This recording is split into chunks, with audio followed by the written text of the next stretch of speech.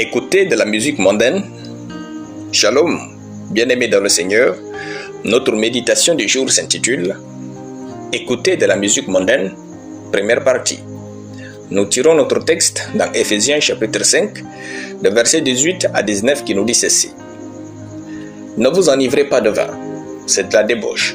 Soyez au contraire remplis de l'esprit.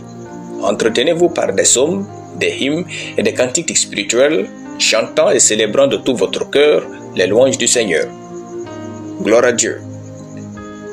L'expression musique mondaine ou séculaire englobe des réalités très vastes. La pop, le jazz, la musique classique, les variétés, etc. Cependant, le Nouveau Testament ne contient aucune liste noire des styles musicaux, de rythmes ou d'instruments prohibés. Une chanson peut utiliser des accords musicaux mondains tout en véhiculant des valeurs morales saines, l'amour familial, la justice, le travail. De même qu'une musique aux arrangements chrétiens peut porter un message théologiquement erroné ou manipulé.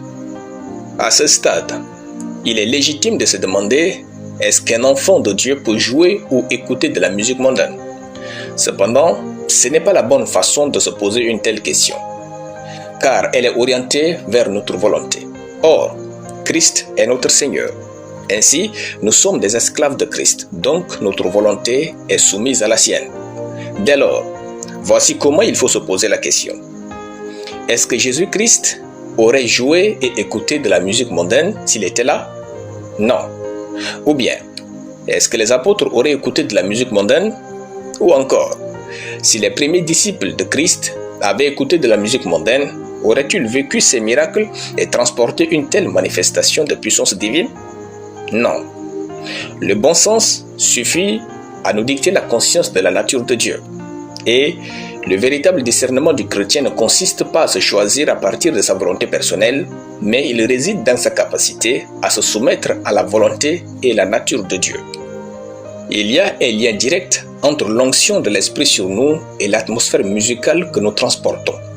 Parlant d'avoir la plénitude de l'Esprit, l'apôtre Paul dit « Entretenez-vous par des psaumes, des hymnes et des cantiques spirituels. » Les cantiques sont supposés être spirituels, donc liés à Dieu, et exprimer des louanges au Seigneur.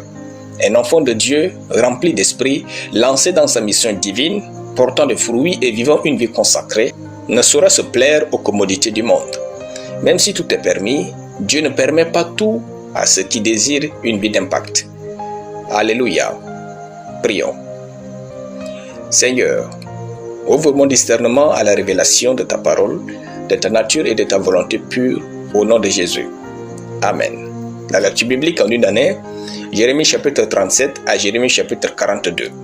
Soyez bénis, c'était le pain du ciel.